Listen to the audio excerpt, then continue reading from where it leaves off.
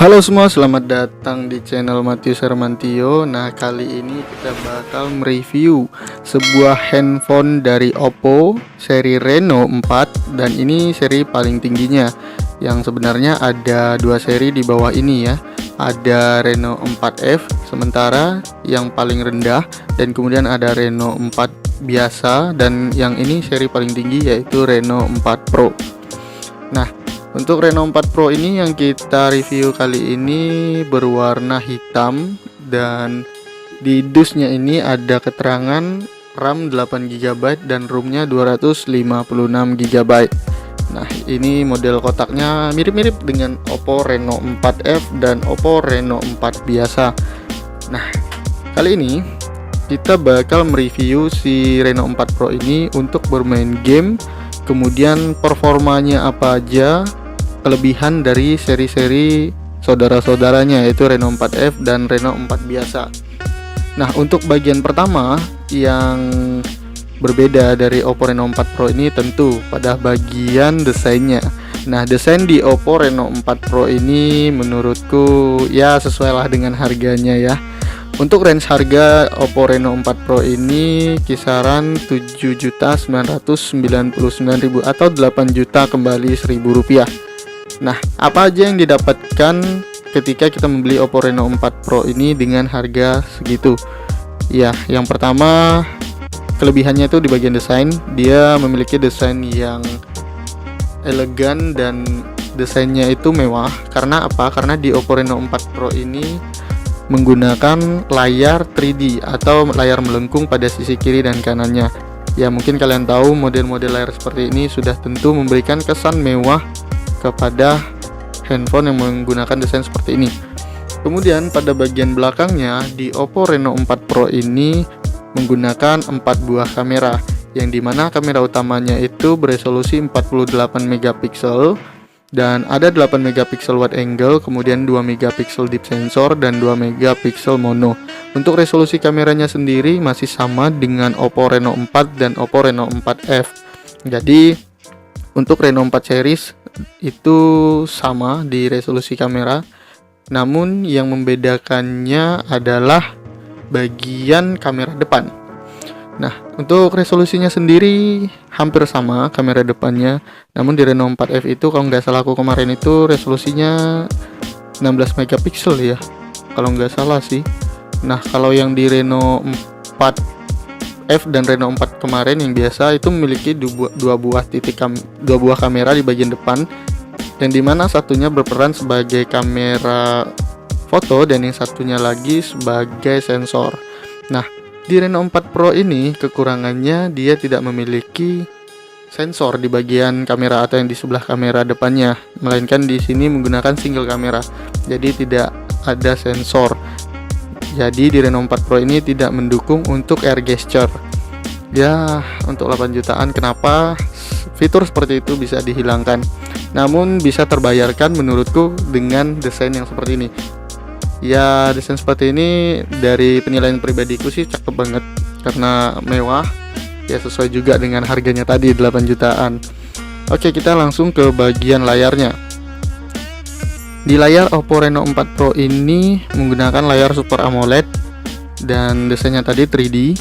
Dan untuk menonton film dan untuk bermain game, layarnya ini jernih banget. Ya, kalian tahu sendiri gimana performa layar Super AMOLED ya. Kemudian di Reno 4 Pro ini juga menggunakan refresh rate 90Hz yang membuat handphone ini menjadi smooth ketika kita scroll bagian menu, bagian sosial media, dan bagian-bagian berita, atau juga scroll-scroll untuk ke web dan sebagainya. Ini memberikan kesan yang tidak membosankan karena biasa kebanyakan handphone itu refresh rate-nya itu masih di bawah 90Hz. Jadi agak bosan lah kita melihat handphone yang tidak terlalu smooth seperti inilah ya. Nah, untuk kemudian tentunya handphone Oppo Reno 4 Pro ini sudah mendukung fingerprint in display atau sidik jari di layar, dan kecepatannya jangan kalian tanyakan lagi karena ini Reno 4 Pro dengan harga 8 juta, tentu kecepatan fingerprintnya sudah tidak diragukan lagi. Oke, kemudian kelebihan lagi dari Oppo Reno 4 Pro ini pada bagian pengecasannya, yaitu menggunakan 65 watt alias SuperVOOC 2.0, SuperVOOC terbaru. Nah, untuk sistem pengecasannya ini bisa mengisi daya 27% hanya dalam waktu 5 menit. Kemudian 49% itu dalam waktu 10 menit. Dan untuk benar-benar full itu membutuhkan waktu 36 menit. Jadi kalau soal pengecasan, Oppo Reno 4 Pro ini saya rasa yang paling cepat di kelasnya, bahkan di kelas yang lebih di atasnya.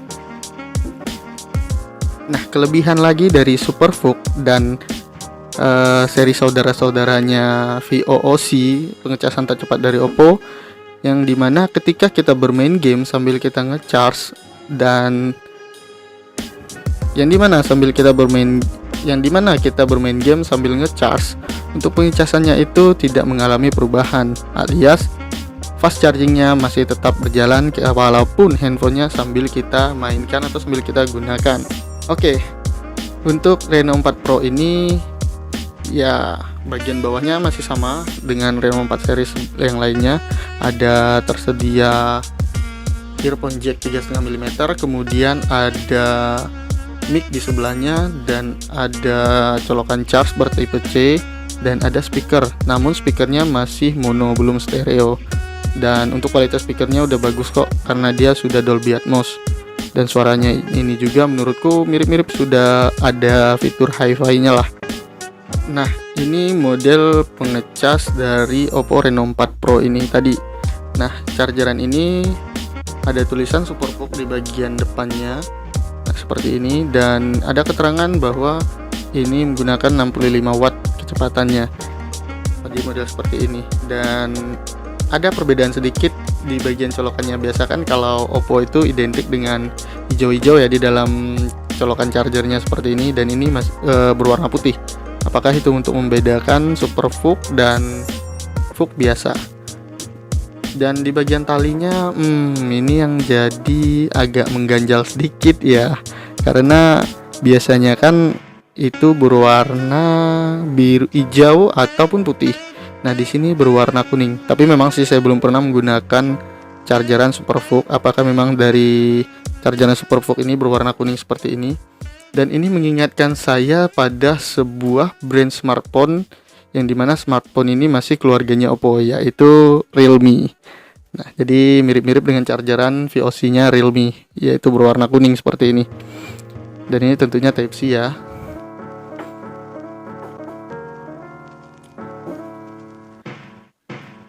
Dan kemudian untuk yang biasa dipertanyakan orang, apakah handphone ini masih support dengan kartu SD?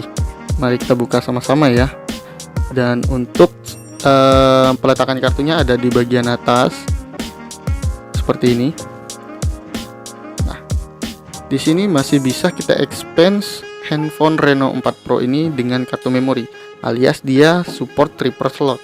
Ya, bisa kalian lihat sendiri di sini ada memori dan ada 2 buah kartu. Jadi bisa digunakan 2 buah kartu dan 1 memori. Jadi tidak hybrid. Nah, untuk bagian ejektornya ini ada lilitan karet yang berfungsi untuk menghalangi air supaya tidak langsung masuk ke dalam handphone ini. Namun ada kekurangan dari Oppo Reno 4 Pro ini yang sangat disayangkan. Kenapa sih dari sebuah Oppo seri tertinggi dari Reno 4 itu masih menggunakan plastik pada bagian belakangnya? Padahal ini handphone dengan harga 8 jutaan loh. Kok Oppo kayak gini sih? Tapi untuk desain belakangnya dan perpaduan warnanya juga tidak membosankan. Dan di sini untuk tekstur belakangnya matte black seperti ini, tidak licin. Jadi menurutku model seperti ini tidak terlalu meninggalkan bekas di jari dan tidak terlalu memperlihatkan baret-baret atau lecet-lecet tipis di bagian belakang akibat penggunaan tanpa case. Nah, untuk dapur pacunya sendiri atau SoC yang digunakan oleh Oppo Reno 4 Pro ini sama dengan Oppo Reno 4, yaitu menggunakan Snapdragon 720G. Dan untuk bagian RAM-nya, Oppo Reno 4 Pro ini menggunakan RAM 8GB dan internal 256GB seperti yang tertera di dalam kotaknya tadi. Nah, untuk kapasitas baterainya di Oppo Reno 4 Pro ini kisaran 4000-an lah. Cuman pastinya angkanya agak lupa saya, kemungkinan 4050-an gitulah, tidak terlalu jauh. Selisih antara 4050-an atau 4000 pas. Yang pastinya walaupun menggunakan baterai 4000, tetapi manajemen baterai di Oppo Reno 4 Pro ini dan Oppo Reno 4 yang lainnya, manajemen baterainya ini bagus banget. Dan untuk bermain game menurutku bisa menemani selama 1 harian full, apalagi dengan sistem pengecasan yang sangat cepat. Jadi saya rasa jangan khawatir dengan kehabisan baterai pada Oppo Reno 4 Pro ini. Oke, tanpa berlama-lama lagi, langsung saja kalian lihat sendiri dan kalian bisa nilai sendiri gimana kualitas dari video, foto, serta bermain game di Oppo Reno 4 Pro ini. Oke, di sini saya mencoba bermain Mobile Legends pada game pertama, dan untuk grafiknya bisa kalian lihat mendapatkan grafik high frame rate, dan di bawahnya cuma sampai tinggi doang. Jadi belum terbuka untuk grafik paling tinggi atau sangat tinggi. Tapi untuk kelancaran dalam bermain game menurutku udah oke banget lah, wajar sih 8 jutaan.